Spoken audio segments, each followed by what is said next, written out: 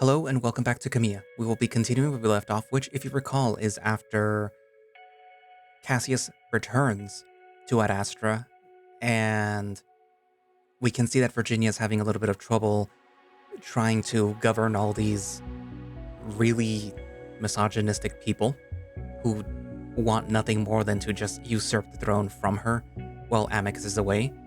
But yeah, Cassius is back from Omorpha, and things are a little bit suspicious, but it seems that she is not completely believing that, oh yeah, he just came back for no real reason. She, at the very least, intends to, make the most of this, but at the same time, she's happy that her brother is back, which she kind of finds a little bit odd considering the fact that emotions were more or less beat out of her as she was growing up. But yeah, she was also raised to not trust men, and her brother is a man. But yeah. Anywho, before that though, we met some new Khemians. We met Ramoses, the vizier of Khemia, who is not exactly ruling, but he is acting as the governing body of Khemia while the pharaoh is away on Omorpha. And this is very suspicious because there is no real news or anything going around that says oh yeah, the pharaoh is on Omorpha. Look, here he is. There is a video. There is literally nothing. And yeah. Also, we met Nefero's younger sister, Aya, who was the one that contacted Scipio on the ship. And she seems pretty cool. She seems very enthusiastic and very excited to get to know Scipio a little bit more. Even though Scipio's a little bit oh, okay. Weird. Anyways, but yes, so yeah, let's continue with Khemia.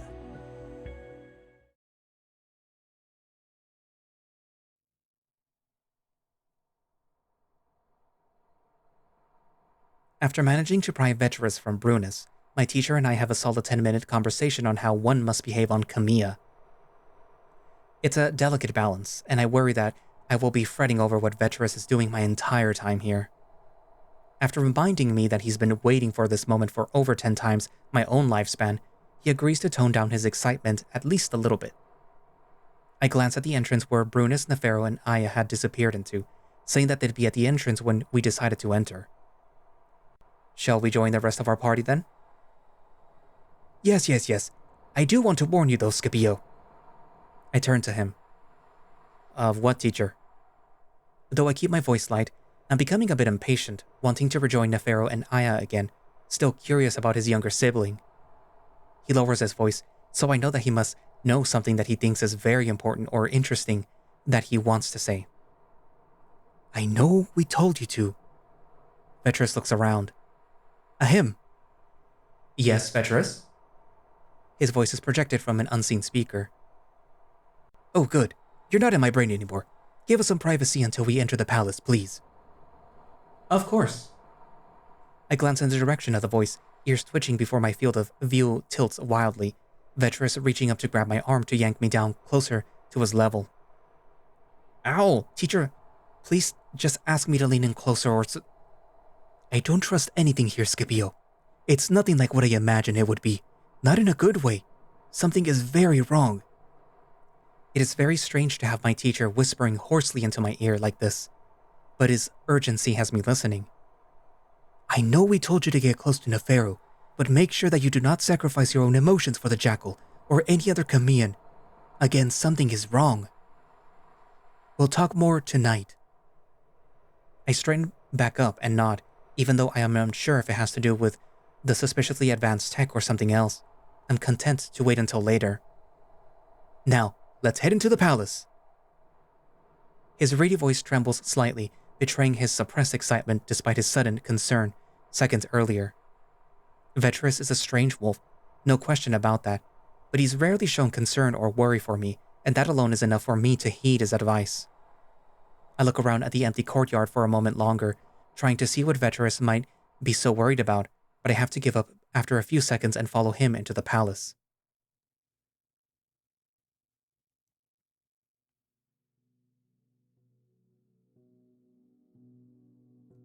I'm first hit with the smell of something herbal with a hint of spice to it, an unfamiliar incense that I can't place. My focus is on the walkway that stretches out before me, seeming to reach an impossible length. The distance seems excessive. Vetris waves his palm almost dismissively at the architecture. Remember, Scipio, they use illusions to make their space seem larger than they are. Oh, yes. Sure enough, I hear Brunus's voice, sounding much closer than I would have expected as we reach the end in under half a minute. Skip, we almost came out to look for you two. You know someone with fur as thick as a wolf is at risk of heat stroke out there. Oh, we were just enjoying the scenery and architecture. Even the entrance is curious. Yes, it must be strange compared to Adastran architecture. Those who built the palace and other historical buildings on this planet did so based on the visions seen by early contact with our parent. The Chemitarians are a mysterious bunch, aren't they? Aren't all parents? To differing degrees, yes. I quickly fill the silence as I feel Vetris almost trying to provoke the answer that he wants out of Nefero, which isn't going to work. Well, I suppose with our parent, the Romanus, we know a little bit about them, such as their arrival to our galaxy in tandem with the Galileans. Brunus, deciding that he safely wasn't of interest to Vetris anymore, finally relaxes and speaks up. Yeah, we know more about your parent than our own, but that's probably because of what happened between Ad Astra and Amorpha, right? Probably. You're speaking of the attempted interference by the Galileans and Romanus during our third war with Amorpha? Ah, yes. When they stopped our stretch drives from working and lit up our skies with omens of old woven gods and pleas for peace. Maybe that's why we're so behind technologically, parents with no self-control. I just let Vetris talk at this point. While I know little about gathering information, maybe Vetris should have been learning himself. I believe that they were well-intended, but desperate. The deep bond between Amorpha and Ad Astra's parents created tense emotional distress at the point that they broke their promise to sapient agency. That war was especially horrific. If there was a time to step in to stop senseless killing, that would have been it. Most, including myself, believe that the Chemitarians are the de facto leaders of the parents and likely brought the Romanus and Galileans to heel shortly after. I mean, didn't Khemia broker peace between Amorpha and Ad Astra right after that? But likely with the guidance of your parent, correct? You have a method of communication with them, I assume? Only pharaohs and the appropriate officials know the answers to those questions. I step in again. The Chemitarians don't have that close of a relationship with the Taharkan parents, the Kushari? They didn't come from the same galaxy, did they? No, but they originated from the same uplifter, and by chance met in this galaxy hundreds of millennia later. Seemingly not as complex or as close a relationship as Amorpha's and Ad Astra's parents, but yes, some sort of bond developed early before this galaxia's history. Which is why the Lions came to your aid to win the second war between Ad Astra and Khemia. They are the second most advanced siblings. That's rather curious too. Well, yeah, but that's because we, the siblings, are also close allies. Vetris' clumsy and scattered attempts to seemingly make the Khemians slip up is bewildering, and I'm having trouble following along myself. This talk of history along with sibling-parent relationships that are complex and hard to understand reminds me that I don't need to understand. I'm part of the plan, yes, but a small part that is currently spanning the cosmic microsecond that is my life. Promise to sapient agency. I take advantage of the lull in conversation to change the subject. Nefero, do you know where or when I should meet Aya? She said that she wanted to have a private conversation with me. No idea, and she never thinks to tell anyone. Her duties require her to be elsewhere several times throughout the day. She'll show up again soon, though. I nod and the conversation shifts to lighter things, such as when we can visit the city, and the news is surprising. Actually, I was briefed by Ahem when we got here, and I guess a few extremist groups have become more, extreme. Security will have to be a bit tight, so probably no casual visits to the city. My heart sinks in pure disappointment and it must show on my face. Sorry, Skip. Wish that they'd have told me while we were on Ad Astra. Feels like the whole planet changed while... Which groups, Brunus? Well, there's about 200,000 Omorphins on the planet, so that's gonna be a problem. Wait, that many? You know they want Ad Astrans to be abandoned, if not completely eliminated, right? There are a lot of Omorphin families who have lived here for generations, refugees from that second war, in fact. Still, before I left, a solid majority wanted a peaceful alliance with Ad Astra, but I guess there have been a bunch of protests over the past few months. I'll have to look into how the hell that happened. I've forgotten about my desire to see the city now. Now it seems like our mission might not even be possible. It seems like Khemia would have to risk its own security for the Alliance, and what civilization would do that? And what if Khemian groups or organizations? Maybe we should talk about this. Ahem. What extremist groups are posing a threat to our Ad Astran visitors? There are a few, Nefero, but as Brunus mentioned, the main concern is the Omorphins currently residing on Khemia. The children of Sahira are also a threat after an incident earlier yesterday that is currently under investigation and classified. We'll talk about it later, alright, Neff? No need. What's wrong? Do you know about that group? I will tell you when we are in a better location. It's something that I find hard to talk about. I look around and realize Vetrus isn't around us anymore, hence why Nefero said that out loud. I feel a slight pang of nervousness not knowing where he is, but I remind myself that he is the senior scholar here. Maybe the Khemians appreciate his forwardness, especially after seeing Ramos's behavior. We could go somewhere now if you want. Not right now. I can hear Amicus and Ramoses coming back. Sure enough, I hear them too as I perk my ears. I quickly stand at attention as Amicus appears first. I can tell by his expression that he doesn't mean to stay, simply nodding at me and Vetrus. I'm gonna go check to see if messages have arrived from Ad Astra yet. We'll meet tonight at 22 hours in a day, Amicus. Food will be offered at the 17th hour. Thank you, Ahem. We'll meet after dinner at the 18th hour. Amicus then walks briskly down the hall towards our sleeping quarters. My ears lower as I hear Ahem directing him through the halls, which are followed by his low growls of annoyance. There is a strange quiet in the air, and I turn and almost jump as I see Ramoses staring right at me.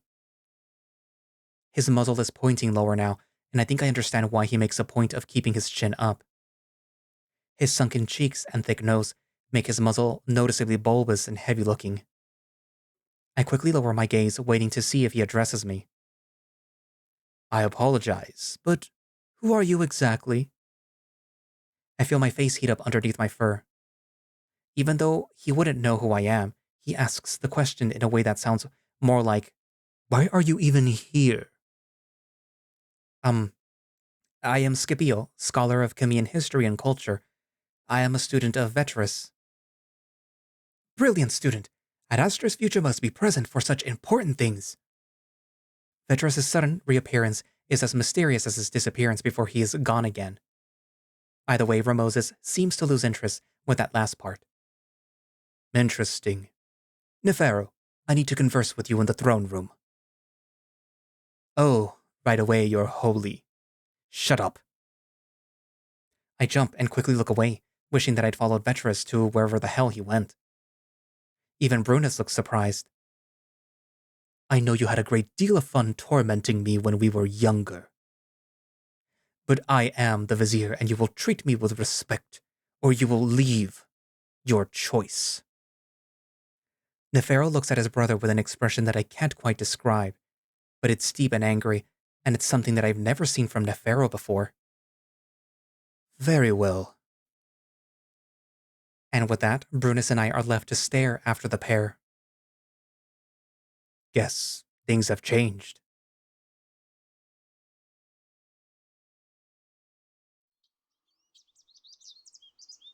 Virginia sits at the garden on one of the benches under the shade of the trees, wanting a break from the almost oppressive stuffiness of the throne room. She knows that she's supposed to be going through buildings and budget proposals from several minor cities, but she only finds herself staring at the page. She can't stop thinking about the series of events that led to this. While she's confident that Cassius' support will be enough to at least allow Ad Astra to function, she finds herself more concerned with what the other siblings are doing. It all seems so odd. Everything is lining up too perfectly and not in their favor. Could this be the end of Ad Astra? Good afternoon, sister. I have some good news. And maybe some bad news. But Lupus has agreed to cooperate if I become co-ruler with you. A visceral shudder starts in the wolf's shudders, but he squeezes his arms tighter together to hide it. Oh, Cass. I'm sorry that you must go through this again, but you're doing work that I simply cannot do. More like they don't allow you to do your work. Are you alright? You look unwell, the stresses of ruling a rebelling moon aside. Virginia looks up at Cassius, at how he stands stiffly, arms crossed tightly, and can think back to all the times that she'd seen him just like that growing up. This is difficult for him to do. Not just politics and governance, but asking if she's alright. While her personality had been intentionally altered to feel less emotion, Cassius had experienced a childhood that made him hide from emotions. After their mother passed away, their father was always cold, even annoyed at the mere presence of Cassius. He's grown into a deeply emotional man who pretends emotions don't affect him. How could he not turn out that way? Not exactly, Cassius. I'm distracted by the behaviors of Amorpha and Hindi. Can you tell me more about what happened on Amorpha? Anything you overheard? Well, once news came that Amicus was leaving for Khemia, there was a notable excitement in the air. Alex still being tied to politics allowed me some insight. I distinctly remember hearing one of them say, "As long as the others fill their role, we can be done with all of this." I don't know who they were referring to specifically, but it sounded coordinated, hence why I escaped. Virginia reads a line in one of the documents and realizes that she's read it at least 10 times now. What do you make of it? Virginia leans back, rubbing her brows vigorously, now realizing why that cretin triumvirate was pulling out his fur. First, I apologize for not being fully present when I should be driving to push to stabilize Ad Astra, but I can't help but think about external threats. I have no doubt that co-ruling with you would bring instant order, but... Virginia sits forward, looking Cassius in the eye. When was the last time that the Pharaoh made a public appearance? Or when has anyone seen him? I'm not fully sure on that, but last I heard about him was maybe 2 years ago. Did you hear that he was visiting Amorpha? He was supposed to be there at the same time that you were. No, I didn't even hear mention of him, and I should have, considering where I was. And he hasn't made any public appearances on Khemia for a year due to traveling the galaxy. For one reason or another, this is all based on the Vizier's statements. You think that this has all been a setup? Possibly. But if it is, I don't think that was the initial goal. Now with the Vizier in power and the Pharaoh missing, who's not to say that this is a plot to destroy Ad Astra? This was coordinated by the parents though, wasn't it? They couldn't possibly let it spiral to that extent, no matter how incompetent I think they are. Perhaps they'd given up? Either way, they say that they will not interfere, but tend to do so anyway. All I know is that they can't be relied on to make this work. Cassius is quiet, thinking. While it's hard to imagine Khemia being involved in treachery such as this, if they believe it's the only path to a stable Galaxius, like the Amorphans do, I suppose it's possible. I'm seeing strange patterns in Lupus's finances, wealth that came from a source with nowhere near that much money, or no source at all. I believe that they want a repeat of what happened 3 years ago, only far worse. Well, we do have an escape plan in place, though I'm not sure where we'd go to if Khemia isn't safe either. A child settlement might be our only option. I am not running and hiding for the rest of my life that way. In fact, I would rather die here on Ad Astra. Well, I won't see you die here, otherwise I will as well. But for now, we should do our best to keep Ad Astra stable, and if it happens, we'll have a plan by then. I truly hope that I'm wrong. It does seem impossible that the parents would allow this to happen, but maybe they are in disarray as well? Maybe the Romanists have been ousted, and maybe our moon will become as uninhabitable as the planet that we orbit. Virginia, please. Let's just focus on Ad Astra right now. You have enough to think about. If it happens, then it happens.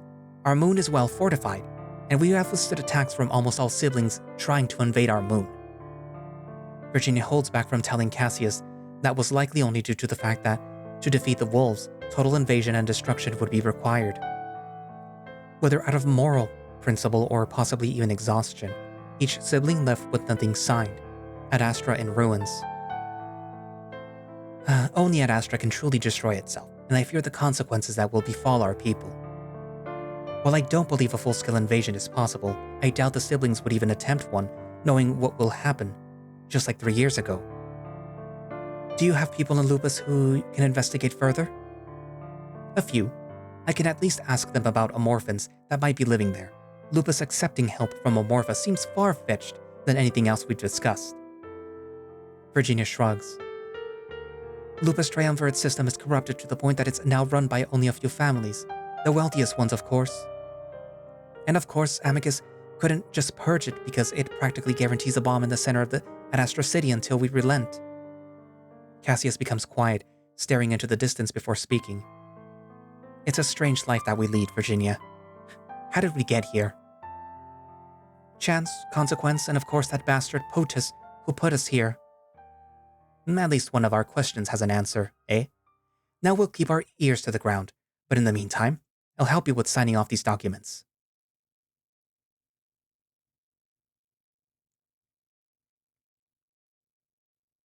Dinner is interesting. First of all, we're alone. Nefero and Ramoses somehow still carry on their meeting. I hope Nefero is okay. Those thoughts are quickly stolen by the food itself, and as I take my first bite, Vetrus takes his at the same time and then starts howling about the spices of it. Sure enough, my eyes water and my nose runs, and it only seems to get worse. The food, a poultry dish of some sort, is so spicy it numbs my tongue, while still managing to stay painful. Why in the world would anyone want to suffer agony while they eat? I can't help but agree with Vetrus. While I enjoy some spice in my food, I don't enjoy being in pain, writhing in my seat as I try to escape it. Despite Amicus's calm, straight face, his eyes and nose tell me that he's experiencing the same thing. I suppose that there is an appeal to the rush of endorphins. I fall into a coughing fit. As appealing as the rush that I get when I stub a claw. Well, at least the Khemians aren't here to enjoy our pain. Apologies. Directions were followed according to Vizier Ramoses' specifications. Dakhet and Shamao can be prepared with a mild amount of spice. Apply that to all dishes that are spicy. Yes, same please. Me as well. Noted. All further dishes for all wolves shall be mildly spicy. After we eat the food surrounding the molten meat, which was admittedly delicious, Amicus and I wait for Vetrus to finish while he still picks around the sides, despite them being meant for, I assume, cooling the mouth. Finally, Amicus stands and so do Vetrus and I. Aham, please tell Ramoses the dinner was wonderful, and please avoid telling him about our struggle with the spice. We don't want to be rude. Vetrus elbows me in the thigh, which is the height his elbow is at. More like we don't want to give him the satisfaction, eh? He was probably looking forward to seeing us choke that down if Nefero hadn't pissed him off for whatever reason. I just nod, then follow Amicus out into the halls of the palace. Apparently there is a room just for discreet meetings with background noise to ward off eavesdropping. Amicus looks to a door, then stares slightly as it opens soundlessly, and I can already hear sounds coming from within. Pools and fountains, decorative and lavish, causing a cacophony of pleasant water sounds.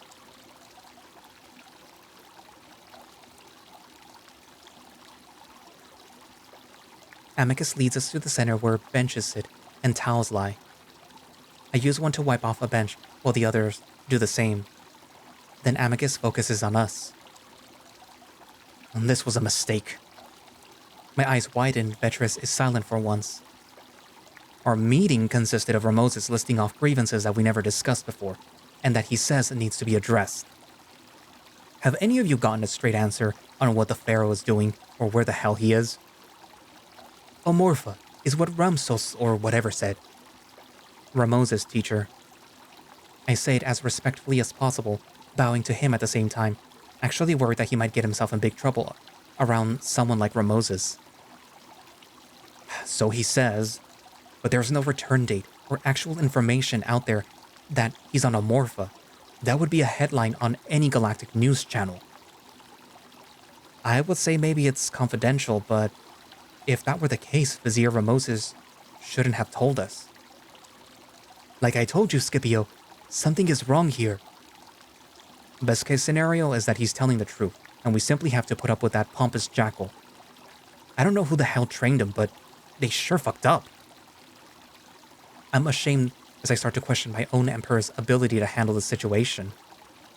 He can keep his emotions in check when needed, but when those walls drop, it seems all he feels is frustration, irritation, and anger. He wasn't always like this, according to Nefero. Worst case scenario, we're falling into a trap, but I trust the parents and Khemians enough to hope that this is impossible. Stranger things have happened. Yes, and with Ramoses in control, it would be the only time such a move would make sense. Maybe we should have an escape ready, at the very least? They tightly control all vehicles that have a stretch drive equipped. I believe that if such a thing were to happen, Nefero would help us obtain one, if he can. Yes, ask him, please. That would be at least one worry off my mind. The rest being the collapse of the plan. Or Ad Astra as a whole. Amicus shakes his head, like he doesn't want to believe anything. If they even try, it will be the end of the Galaxias as far as I'm concerned. I don't know what that means, or what Amicus is thinking about, but my assurance that Nefero will help us seems to calm them, and it makes me feel useful. Amicus asks if we have anything more, and Veterus lists off a few things that he found that seemed suspiciously advanced, such as the floating globe in the courtyard. I mentioned the extremist groups that Amicus seemed surprised to hear about, maybe even a little mocking. Were we always told that there was no extremism on Khemia? When the meeting is over, the mood is gloomy and dark. Despite knowing how unlikely it is, our mission was clearly shifted into something that we never prepared for, and we can only hope that it rights itself somehow. Or that we're simply wrong.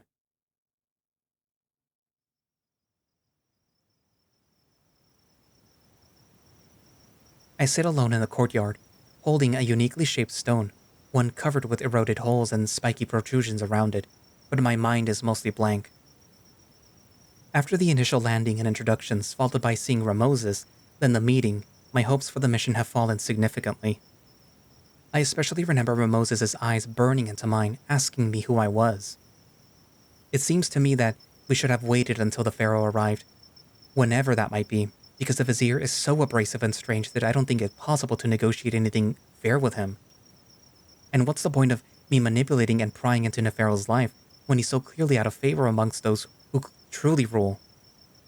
Well, I like him, and we need a ship. Hold still for a second. Nefero's smooth, gentle voice makes my chest feel as if I've slipped on ice. The feeling happens again as I glance back, and I'm surprised to see that Nefero has no loincloth on. Rather, he's holding it in his right paw. Close your eyes and don't get sand in them. I do as I'm told, and I hear and feel him sweep it on the ground next to me. I open my eyes and see a small creature, like a large beetle, skittering away, and then I see the tail. A scorpion! I say it with pup-like wonder, and that's a bit embarrassing, especially when Nefero laughs, but scorpions had become one of the symbols of Khemia that drew me to this planet before I'd even started proper schooling. Sorry, I've just never heard someone excited over those creatures. Nothing wrong with being interested in them, but do keep an eye on when you're outside in the sands, especially at night. I completely forgot, thank you. Nefero puts his loincloth back on, and I can't help but watch the ritualistic movements as he wraps it between his legs, over his thighs, then fastens the ornate clasp at the front. So, why are you sitting out here alone and looking so gloomy? I lean back on my paws, gripping through the sand that's still warm from the blazing heat of the day. It's nice to be outside when it isn't so hot, especially for a wolf. Also, everyone is doing something else right now, so I'm just soaking in the Khemian air. Nefero inhales deeply.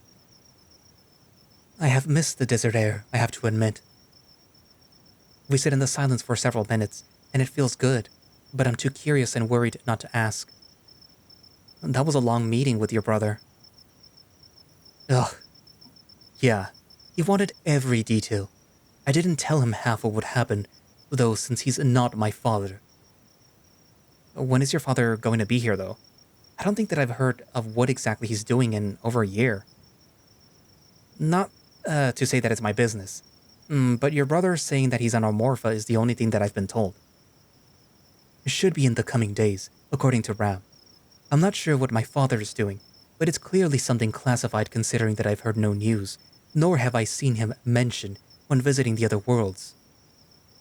I shift, trying to keep my tail from twitching, instead staring at the sky. It's almost like you're waiting for your own father to land. I frown at the idea. Definitely not my father. I'd be waiting for a crash landing in that case.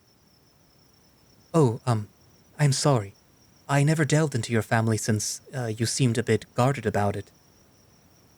He was cruel to me and especially my mother before leaving and never coming back. But it was a good thing. It was peaceful with just me and my mother.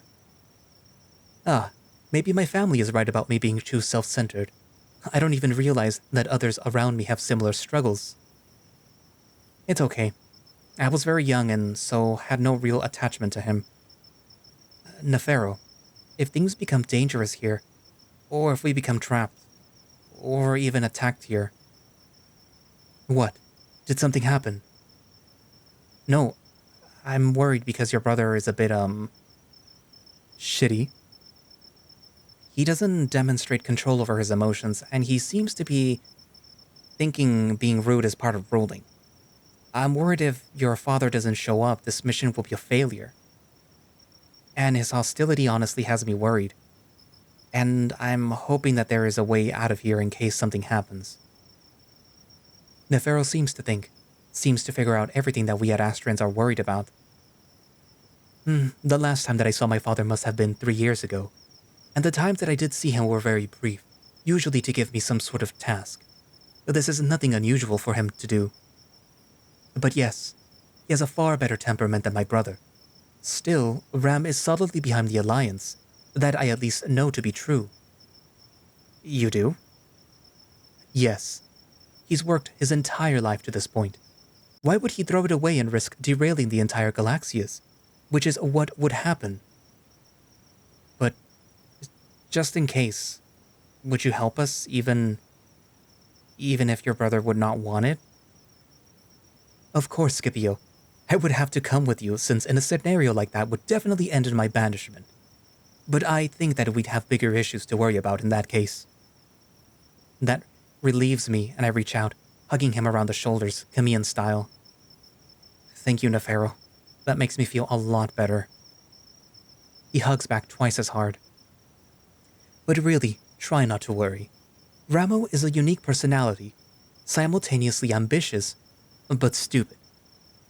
I snort unintentionally. Gods, Nefero, that's cold.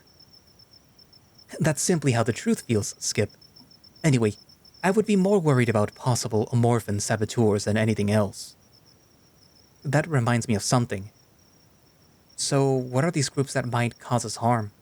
I thought Khemia was mostly free of radicalism. Nefero's mood dampens visibly. There are extremists everywhere, of course, but they've never been this bold. Much like some of your cities like Lupus, fringe groups flourish on parts of this planet that must be gently handled, and perhaps it was too gentle. Lux has the same issue. But then I have the same issue, in the opposite direction, willing to watch the uneducated men of Lux stuffed into the disgusting taverns and set ablaze, just like they did to the skulls. To be fair, Lux was practically set up for such conditions. But times are changing in the Galaxias and I need to tell you about one of those groups, but honestly I need a bit more time to explain myself. You were part of one? In my youth, but it's caused me tremendous grief, and I regret it deeply. The heaviness in Nefero's voice makes me wonder how far he went, if he hurt people. A clicking sound mixed with scraping is heard as I grip the rock too tightly and chip the claws on my middle finger. I hardly notice. I'm honestly shocked to think that someone like Nefero would join a group like that, but I know my reaction is important. And, like he said, times are changing, and that's because people do too. No problem. Maybe you can tell me after you've had a little time to think on it? Yeah. So, why is he so, abrasive? Nefero easily adjusts to the change of subject. Because that's who he is. Especially with Father not around, he's feeling more bold and more stressed out from the position that he's in. I ponder that. I suppose that makes sense. I'm surprised that he snubbed us upon our landing, though. Isn't that reserved for those you don't like? To tell them their time is not important to you? I think that he just enjoys having any sort of power, especially considering how weak he was as a pup. Oh, why did your father choose him as a successor then? Power-hungry, irritable, and even cruel while holding on to past grudges. This has all the makings of a mad emperor or pharaoh in this case. Actually, I'm pretty sure that he's preparing my older sister for it. That gets my attention. Really? He should, because I think anyone in your family is better suited to becoming pharaoh than he is. They'd have to chain me to the throne. But now that Rem is messing things up so badly, Henut can finally... Nefero! I turn and see Aya, and my mood lifts, seeing someone who had been kind to me aside from Nefero and Brunus. You can't just share sensitive family secrets that I tell you. You're going to get me in trouble. Relax, Aya. We can trust Skip. Luckily... She turns to me. Anyway, did you want to learn a bit more about what's going on, Scipio? Oh, yes, of course. I get up, brushing the sand from my robes. I assume that I am not allowed to come. Of course not. Well, I suppose that I will just have to wait alone. If you're still up for talking, and it's not too late, you can come by my sleeping quarters if you like.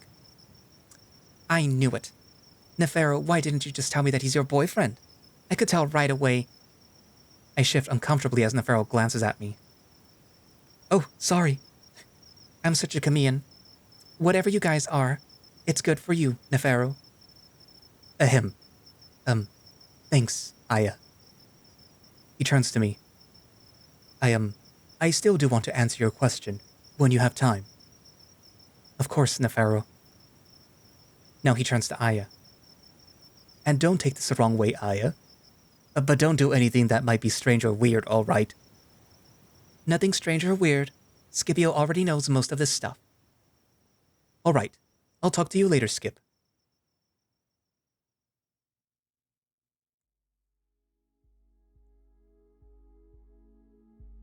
I follow Aya through the palace. The hall's quiet to a degree that's almost suffocating. I try to fill the silence by commenting on it. It's very quiet in this place, in general. I mean... You have my father to thank for that. He had a very difficult time paying attention when there were distracting sounds. He had most of the palace surfaces covered in a layer of nanomaterial that absorbs and cancels the sound. I see. I wonder if we even have the resources to create such nanotech.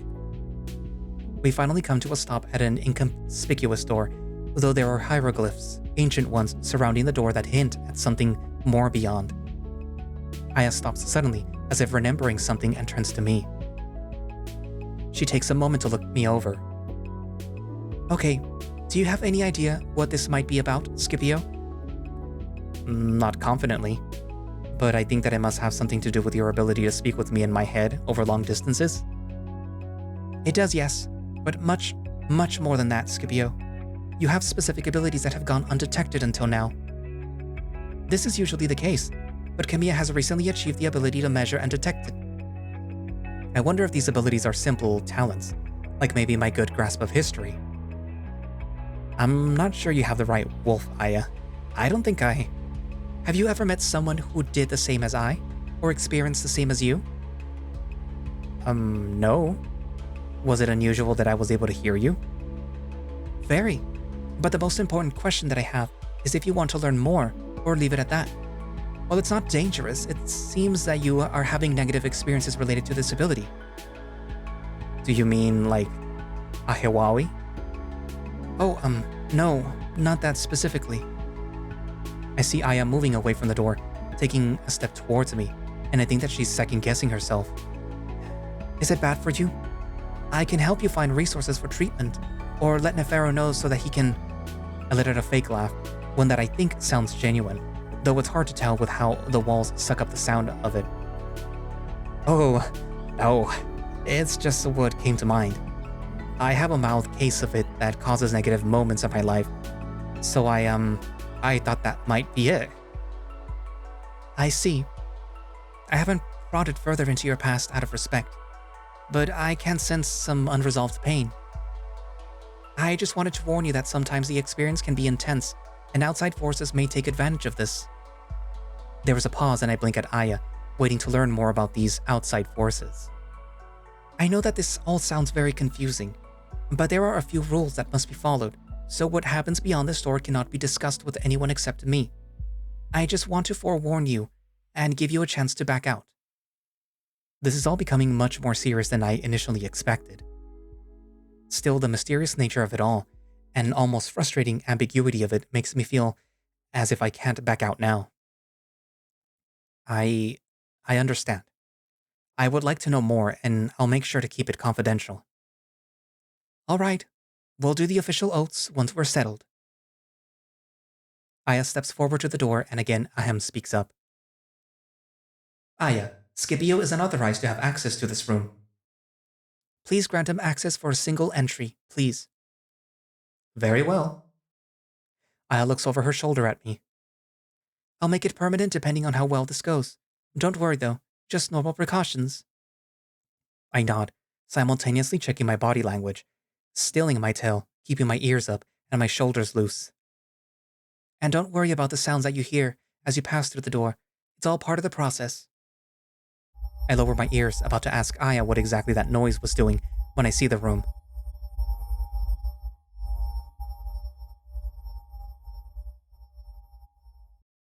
It's almost like I entered a dream and the walls of this room seem to fade out into the distance. Lines and curves are hazy and undefined, and there is a sort of pressure in the air. So what you're feeling right now is the veil thinner. If you remember, the stretch drive makes it easier to communicate in this way. That sound, the feeling that you have, makes this process much easier. I see. I don't have anything to add because I never have anything to add to these things. It's fascinating, unnerving, and uncomfortable all at the same time. I'll start with the basics. We'll take an oath. It will sound serious, but really it keeps a sense of trust and openness in the realm that we enter while preparing the mind for calm, sacred work. By the royal blood of my family line and the ocean of the amalgamation, the words spoken in this room are sealed. Now go ahead and repeat something along those lines. I feel a bit of panic as I try to think of an appropriate and earnest-sounding oath of my own. By the sacred tasks of my imperial duties, and until the silence that follows my last breath, all that is spoken within this room is sealed. I'm relieved that Aya seems pleased with this. Alright, so here we go. I am the current Sakheit of Khemia, the 83rd in a long line post Ahotep's unification. Sakheit sounds familiar, and based on my limited knowledge of Khemian language, something involved transmission or communication along with a hint of divinity or vast spaces. My main purpose, which began in my 15th year, is to communicate with the parents. I'm quiet at first, in case she has more to say, and also to think about that. When she doesn't say more, I realize that she's giving me an opportunity to ask questions. I see. From my understanding, the parents are not just on a different plane of existence, but are also difficult to communicate with, even directly. But that's impossible as far as I know. That's true. However, I don't communicate with them through words, but rather through feelings and guidance. You do this without any tech or any form of assistance? Yes. I see. What of the monitors? Can they not do the same thing? They can, and they're far better at it, but their methods are fully controlled and authorized by the parents. This method allows for more direct and quick communication. And they talk to you willingly? So, that's where it gets really interesting. While they don't talk to me or even acknowledge me, I can feel their motives or emotions to an extent. There is still communication to some extent, but it's hard to describe. It can be difficult to piece together, but it has been a great asset to Khemian civilization as a whole. Is that why you're so technologically advanced? I've never personally been able to glean insight into technology, though it's possible past Shakhems have been able to, especially if they were tech-savvy. Probably not then. I then do some quick maths in my head, considering the unification happened 5,000 years earlier than Ad Astra. Is it a lifetime position? If it's held for over 150 years on average? Generally though, there have been gaps and some choose to leave once another is found. Do you wish to leave? My questions are a bit bold, and I remind myself that she is still in a position far above mine, even if her demeanor causes me to forget that she's not a child. Not yet. Though I've only been doing it for 5 years, so I suppose my mind might change in 100. Understood. So you sense that I might be the same? Do you know everyone who has these abilities then, just by sensing them? No, but I believe that your closeness to my brother and my fate in general are what tied me to you, in a way. How well known is this? Do other siblings have their own Sakhates? Yes, the Hindu have an ancient tradition surrounding it, while the Amorphans still use hallucinogenics from plant life to reach a similar state. The Taharkins call theirs the Dakhur, and they understand it in a very similar way to Khemians. I sometimes talk to the current Dakhur, in fact. You do talk to others then? Only ones with the same gift, and after I formed a bond with them. He's a friend of mine. He's interested in meeting you at some point. Oh. I've never met a lion before, and doing so in this state is intimidating. But don't worry. We'll do all that next time. Sounds good. So to be clear, Nefero doesn't know what you do, right? He seems surprised that you were communicating with me at all. Was he upset? It would be just like him. Couldn't you sense it? Remember, I can only read people with similar gifts, who I know personally, you being the exception. She explains it to me patiently. That's right, sorry. So how much of this can I say to anyone, and specifically someone like Nefero? I don't bring up Amicus, of course, and not only because I know the answer is no. This may be something that I never tell anyone about. Nefero knows that I communicate with the parents, but that is all. You'll sort of be able to tell what you can and can't share. As for your Emperor and Ad Astra as a whole, the same applies.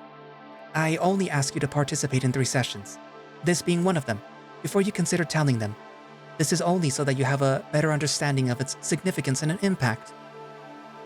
Though we are about to take an oath, if you ever feel your safety or health are at risk, do not hesitate to ask for help or reveal information that you might feel to be crucial to help others. Be warned, though, that if you choose to be fully open to your envoy, you will be dropped from training. I hope that she tells me how she'd know, but she doesn't. I shift from foot to foot, trying to make it look like I'm just loosening up. I don't think that the wolves have ever had such a position or recognition of such abilities. Older religions might have, but it was achieved the same way as the cats. Aya nods. Wolves weren't the only siblings who don't recognize the value of sapiens with more flexible minds. I see. And I must admit that it would be much more tolerable if I had someone to talk to and discuss these topics with other than just the Dakhur. With an alliance forming, this would be a good bond to share for all 3 of us. And that's why you're somewhat unique, and why I have so much interest in you. I sensed and found you before I met you. It feels intentional. Is there intention behind this? Like, do the parents somehow control it? Sorry, I'm just trying to make some sense of this. While I don't believe the parents control it, I do think that it has something to do with how they exist. The mind is sort of able to move through different planes, similar to what the parents do. Is there a lot to learn? A little bit. But that's the great part. I got the hang of it within a few sessions, which is the norm from what I've been told. It must be natural talent she believes that I have then, which I hope both to disprove and to prove at the same time. I see. Okay, so how do I do it? I'm almost eager now. Now that's where people differ the most. You have to find your key. This will unlock and lock the gate that you will open. I think you already know yours, Scipio. Meditation? Precisely. So you already have your key. You have unlocked and locked the gate before, so you already have some experience. Interesting. I remember the comments that she made to Nefero about rumors of her being schizophrenic, and part of me wonders if this is all one big delusion. I doubt that it is, but my mind struggles trying to process this conversation that would be laughed at by others. What is your key, if you don't mind me asking? Mine is palm reading. Dakur Zamix is through holding certain stones and crystals that he feels energy from. You do eventually learn to access the gate without the ritual that you once used, though Zamix still holds crystals during communication for his grounding technique. Still, we practice our keys from time to time to keep us spiritually awake and practiced. A sudden realization hits me, and I reflexively clench and open my palm. Is that what you were doing when we first met? You caught me. I know it was strange, but I didn't plan to hold on that long. It was just a surprise when I felt your energy for the first time. I was having a hard time deciphering what it was telling me. I want to ask if that's a good or a bad thing, but I notice Aya staring at my paws, and I stand straighter while clearing my throat. Did you want to read it again? I offer a paw. Actually, yeah. Thanks, Scipio. It will put me in the right headspace, and then we can start on your key. Remember though, I'm not telling you your future, but rather the feeling that I get about the current path that you're on. And people change paths multiple times in life. It's the key to the gate that matters most. Aya gently holds my paw, again feeling it more than looking at it. I'd use powder to better see the creases in your palms, but since I don't have my palmistry kit with me, I'm going to go off the mounds. Mounts? The feel and shape of your pads. Oh, got it. But she's already at work, and I feel her press into my thumb pad, and then she becomes quiet, eyes closed. When she speaks, it's with less passion, in an almost monotone voice. Hot, but rough and flat. Emotionally guarded, but love is working its way in. I assume it's Nefero. He's the same. Do you mind if I feel your primary mount? It helps me see the path and possible fate that you're heading towards. Go ahead. I say it automatically, regretting it but knowing that I need to be open with Aya right now, and considering that I don't know what my path or fate is. She shifts her paws, and this time she focuses on my middle finger with more interest. She pauses for much longer this time, and I get the urge to pull back again, despite her reassurances that none of this is set in stone. Still, if it's connected to the parents or anything that's fact, then why wouldn't she be able to see the truth? Cold and fleshy, lots of depth, more repression than I've ever felt before. I begin my own grounding techniques, made all the more difficult by the quicksand-like material beneath my feet. Maybe I should bring my own physical objects to better stay connected to reality like Zamek does. Her eyes then rest on my claw, gently feeling the rough, uneven break where the tip had been scraped off. I almost self-consciously tell her what happened, that I haven't had a chance to clip it yet, but I keep quiet for now, not wanting to break her obvious trance. Aya fully opens her eyes, and the look that she gives my paw isn't a good one. Then she suddenly whispers in low and rapid-fire Khemian.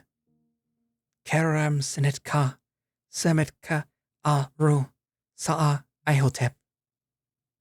The Khemian words are completely untranslated by my lingua, and I'm left staring at the jackal.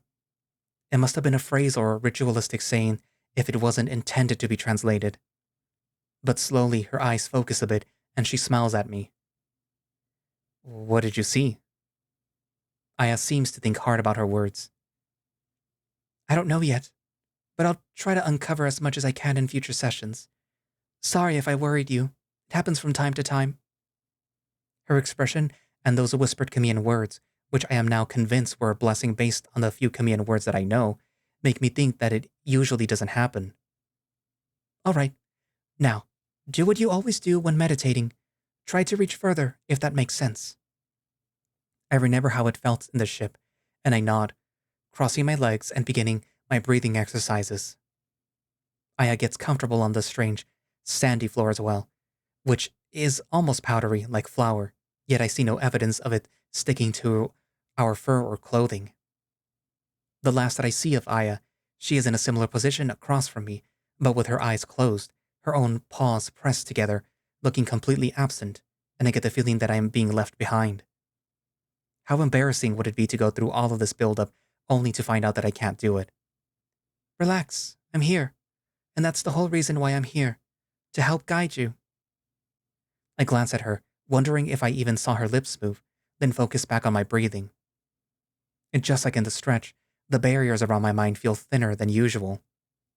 After studying and analyzing my breathing, I focus on the barrier, feeling its shape, its purpose, its simple state of being.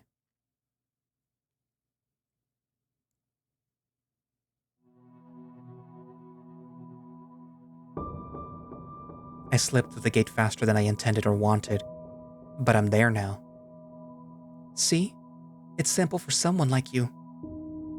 I choke back panic as I lose track of my body. It's okay. Remember breathing? Sure enough, I feel my chest still move. I still inhale and exhale steadily. Sorry, that caught me off guard. Where are the parents? Where are you? So, that's another level that we'll discuss next time. As for now, you're free to move and feel about the universe. Don't worry about going too far. Your brain is still connected to your body, and you can always snap out of it. This won't become a risk until we reach different planes in further sessions. Okay. But the whole universe is here? Can I explore it? Feel free. And if you do need help, just think of me and call for me. Understood. I'm moving, and I sense Nefero sitting in his room, waiting up for me. He's hunched over, looking upset, and though I prod him, there is a solid barrier that's impenetrable. I need to talk to him after this, but for now, I move on. Distantly, I hear a rumbling voice, the deepness offset by the excited tone. Aya? Can I meet him? Next time, Zahn. He is exploring. I'm already far from the place that I started, and somehow I know where to go. I'm in Lux, and I've entered a small cottage on the outskirts immediately. My mother is sitting at the kitchen table, kneading dough, making the bread rolls that I love so much. I can almost smell the olivon in the air. But her eyes are red, and the way she sniffs tells me that she's been crying. It hurts my chest physically, and I want to reach out to her, but there is a barrier around her too. I'll ask Amicus if I can send a message to Ad Astra earlier than the schedule permits. It may not even be about you, Scipio. Maybe she carries Ahiwawi too. The voice of Dead Leaves returns, and I mentally flinch back, thinking about calling out to Aya. You're safe, Scipio. Just hear us out before you make a decision. Why do you trust her? Why would she give such important, untapped knowledge to the wolves? You expect that she trained you then? Just let you leave? Back to Ad Astra? I do. The Khemians, along with everyone in the galaxy, hates Ad Astra, which means that they hate you. Open your eyes. What? Literally, open them.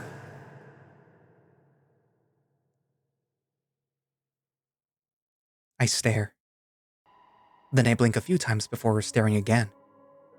It's impossible, what I'm seeing, and what she's doing. It's unnatural. What is she? It's as if she's making a mockery of meditation, but she's actually levitating. I see you, Scipio. I see you. So much emphasis is put in that word, and I flinch back again. What? I quickly close my eyes again, knowing that this isn't real somehow. She speaks again, and when I peer through the cracked lids, I see her mouth doesn't move. I see your motives, your struggles. I know what you're doing.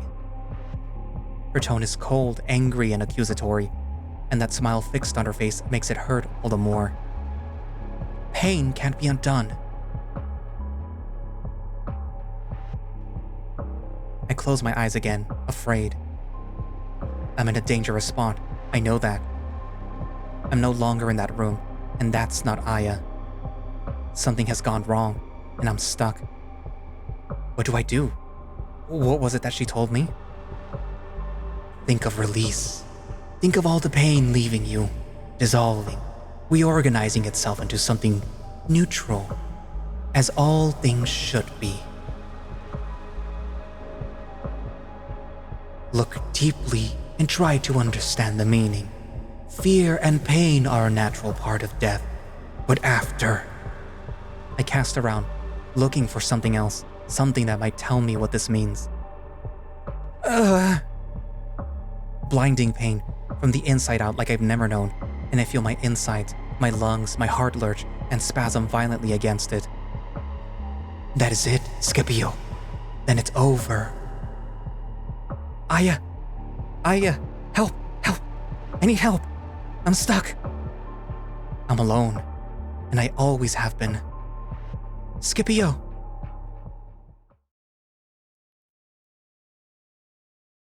A loud voice right in my ear. I'm suddenly in the fetal position, face against the ground, and I realize that I'm covered in sweat and tears. I keep my face pointed towards the ground, waiting to catch my breath, vigorously wiping away the tears. The only thing worse than crying as a male is crying in front of a female. It doesn't matter that she's Khemian. The confusion combines with the humiliation, and I even feel a little anger towards Aya. She must have known to some extent what was happening to me. Did she mean for this to happen? But then my hackles lower and I realize that she couldn't have. At least I don't think so. Finally, I look up and see Aya knelt next to me, her own eyes filled with moisture. I'm fine. I say it quickly and with a surprisingly sturdy voice. Just lost my breath. Scipio, remember that we can only do this with trust and honesty. I know that is an impossible ask when you've only known me for a day, but I am an expert at this. I need to know. I feel another burst of irritation. You're 19, Aya. I was going to say more, but there must be things that she doesn't know, but the look on her face instantly crushes my chest that already aches. I suppose you're right. I apologize for causing you this distress. I can't lose the one person who might have some answers for me. Aya, wait. I'm sorry. Things are happening to me that I don't understand, and every time I feel like I'm about to get an answer, something like this happens. Something that leaves me with even more questions. She lets me gasp in silence for a minute or so, but the look on her face of dejection is burned into my brain. I'm sorry. I just need a bit of time to put together what happened. I know I need to tell someone about it, but I'm scared that I'll be seen as mentally weak. The experience is leaving me painfully open, honest and vulnerable in ways that I've never dared to be on at Astra. That's at least a feeling that I think I know, Scipio. My mental faculties being seen as a detriment and unfit for what I was born into. It's different, but you can always tell me whatever is on your mind, or if something's wrong without fear of judgment, either with Nefero or, if you'd like, with me. Why do Khemians always want to be so emotionally close and open? It leaves me mentally torn, wanting to spill everything, but I need to remember Ad Astra, where I come from. Still, I need Aya to do any of this. I I think only you can understand what this might be. Possibly. Again, I'm sorry. Distressing things can happen in these states, and while I know that you're struggling with different influences, you can tell me, and I can help you. I look at her with an expression that I am not sure that I've made before, because I've never felt the combination of emotions inside of me right now. Defeat, misery, and maybe a little hope? I don't know, but whatever it is that makes my eyes glisten again, so I quickly look away, beginning to pick myself up. I straighten out my robes, sighing out loud in relief as I find it firmly over my rear. While the men might not care, I had worried that it had written up in front of Aya. Can we meet again, maybe tomorrow? I have too many questions. Of course, Scipio. And if you need more time, that's okay too. Same time tomorrow? If you're sure, Scipio, I'll check in to see how you're doing. Thanks, Aya. I'm sorry that I lost control of my emotions for a moment. My face is still red, and I'm still coming to terms with the fact that this happened in front of Aya. No, Scipio, don't be. I have a lot to tell you as well, about my own fears that you might actually find useful. Maybe tomorrow, if you're ready, we can talk about these things. I don't really want to say it, but I am lonely, and I need to talk to someone like me. The reversal of her needing me catches me off guard, and while that nasty part of me that came to the surface wants to believe that she's only playing to my male woven pride, I swallow it back down. Sure. But what about your lion friend, Zamek? He's great, but when you can only interact in this space, it's not nearly as, well, intimate. Okay. So, you don't want me to say anything about this to Nefero? About you, I mean? I don't know how to tell him about what just happened, but it sounds like you're going through your own trials. Aya sucks air through her teeth. Best not to. He can get, overbearing when he thinks that I'm having a hard time, and he has enough to worry about. All right. And speaking of Nefero, I better get to his quarters. I could sense he was waiting for me. Ah, very good. You really don't need any teachings, just some guidance to avoid what happened. I'll be with you every step of the way next time. Thank you, Aya.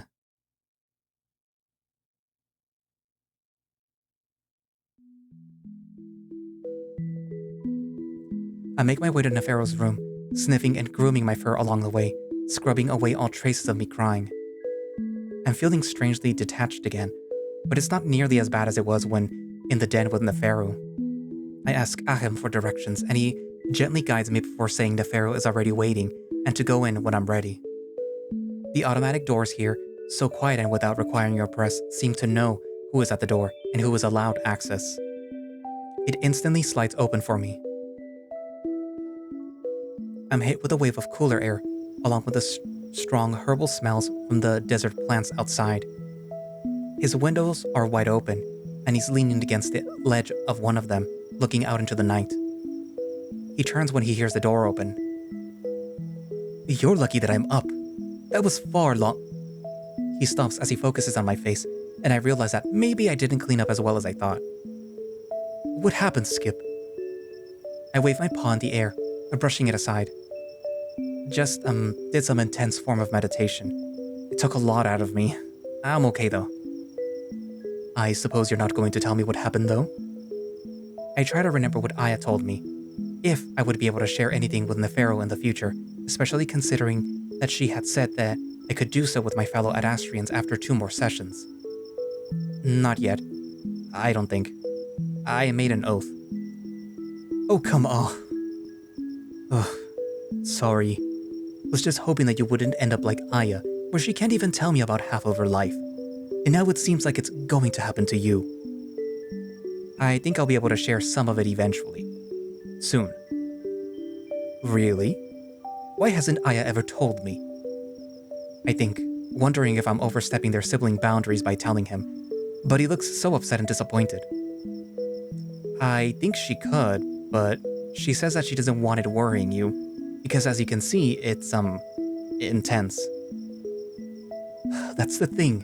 I see her emotional and physical exhaustion, and she can't tell me a damn thing. I walk closer to Nefero, feeling his frustration, his pain. You know, it is interesting that you are so concerned about the feelings of others, yet your own thoughts and feelings are usually fully guarded. A bit of a hypocrite, aren't we? I shrug. Just complicated. We all are. I hug him. Are you recovered from what happened?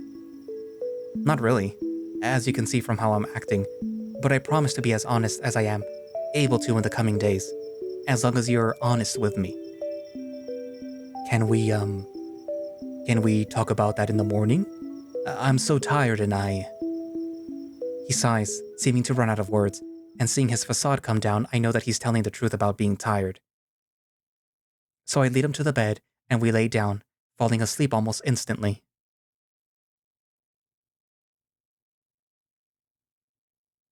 To be continued.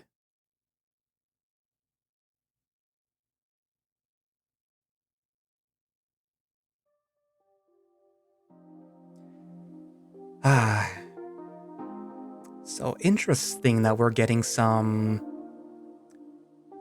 insight into how the Khemians might communicate with the parents, or at least how the Khemian royalty might communicate with the parents, being the, I already forgot the word, so being these, people that have these sort of spiritual experiences. They don't technically communicate with the parents, but they do get like I guess you could say that they get the general vibe of the parents. I'm assuming that higher ranking Khemians, such as like the Pharaoh, are able to actually communicate through use of the monitors and to actually have dialogues with the parents, how Amicus and how Marco would. Unless Marco is just, an exception.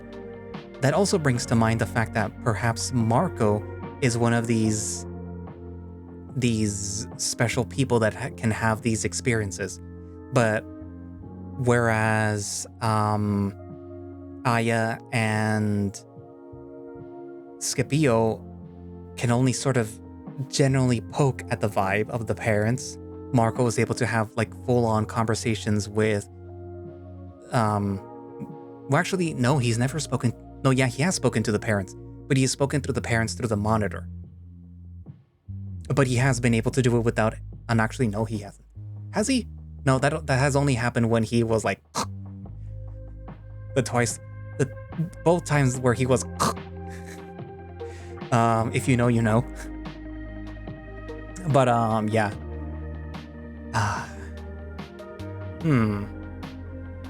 I do hope that there is at least some like sprites or something to show what the lion looks like, because I am interested in the fact that they are mentioning different species.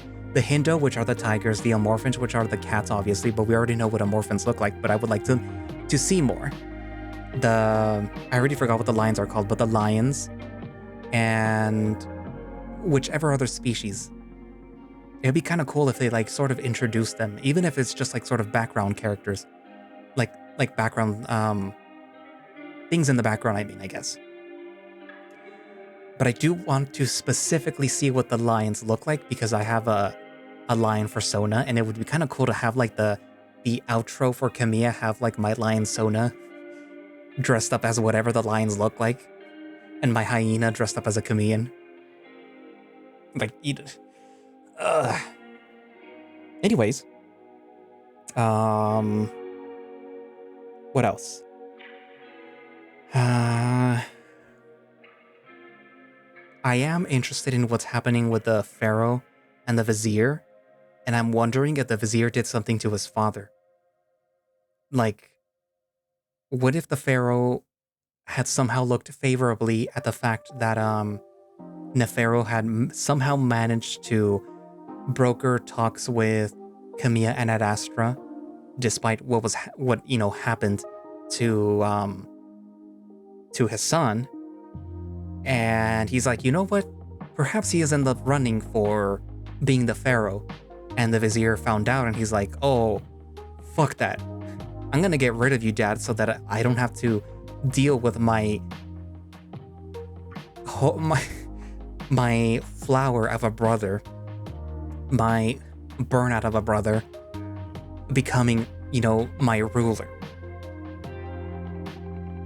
I kind of get the feeling that, perhaps he did something. Not only that, but there is probably something going on because, again, the Pharaoh is supposedly on Omorpha, who does not like Ad Astra. So what is he doing there? Is Khemia conspiring against Ad Astra? What's going on? Not only that, but why is it that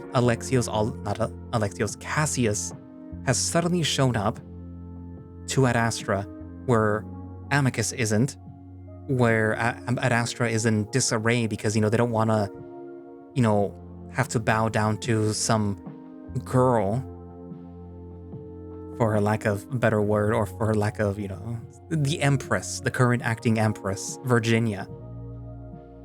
So, obviously, weird, bad stuff is happening. And I do feel bad for Virginia because I don't trust Cassius. And, he, left, Alexios isn't there, but I kind of feel like maybe he was being trained all this time to sabotage Virginia. But we'll have to see, I suppose. Anyway, so, yeah, what are your thoughts? Write it down in the comments, and thank you all for watching / listening. If you would like to play Khemia or any of the Echo Project stores, you can do so by going down into the link in the description, where you should find a direct link for the various visual novels that they are writing. If you want to support the Echo Project and get early access to the builds of all their Echo projects, you can do so by going down into their other link for their Patreon. If you would like to support the channel, there is also the link for the channel members. It does help support the channel. You get earlier access to these videos as they're being scheduled. I do hopefully eventually plan to have something that is only channel member specific. I was even thinking of doing something like what Barley does on his streams, where it's like cooking, but it's me showing you guys how to make food that I like to make. That was just a thought, but I always have thoughts like those. I don't know how I would possibly do that because I don't have cameras or webcams or anything to do that. So that would take a lot of effort on my part to do that. But yeah, if you would also like to support me through Ko-fi, then that would be appreciated. Also, thank you to the people who did donate on my birthday. It was really nice of you. You don't have to, but thank you. These donations do help. And yeah, throw in case you want to buy something through there, Anyway, so yeah. Thank you all for watching, and I will see you guys in the next video. Bye-bye.